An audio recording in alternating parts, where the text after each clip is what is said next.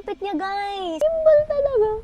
Pero yun siya, ganyan siya ka-stable. Tingnan nyo to, from Telesin. Ito yung kanilang fan shot magnetic grip tools. Tapos para siyang camera. And pwede rin tong pang control, halimbawa pipicture ka or magbi-video ka. Kasi ako, natuwa ako sa itsura niya kasi para ka talagang maghahawak ng camera. Ang pagkakaiba lang ay siya, ilalagay mo sa phone. So meron siya ditong accessory box.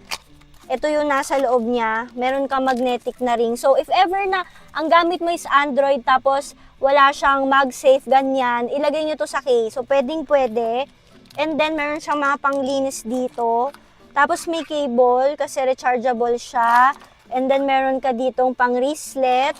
And then, syempre, hindi mawawala yung ating user manual. So, ang cute, guys. So, diba? So, ang gagawin nyo, parang yan, magpipicture-picture kayo. And then, yan, mag-save siya. So, lalagyan siyang ganyan. Ang tindi ng kapit niya, guys. So, ang gagawin nyo, pwede rin siya pag ganito. Para mukha talagang camera ng ganyan. O, diba, mas stable talaga yung paghawak nyo sa kanya kasi may hawakan na siya ng ganyan. Tapos, ang maganda dito, pwede nyo siyang ilagay sa inyong mga tripods. So, halimbawa, yung tripod nakaganan, o, diba? And then, pwede nyo siya lagyan ng ilaw dito. Like, pag ganyan, diba? Ito yung magnetic na light natin. So, pwede siya pag ganito. Yan. So, nakaharap sa inyo, bawa kung magpipicture kayo na pag ganyan, or nakaharap sa akin. So, siya i-on, i-connect nyo siya via Bluetooth. Guys, ito na epektos niya. So, pipindutin nyo to. Ayan, nakikilik. And then, pag ginaganto ko to, nasusum siya. So, ayan. Astig!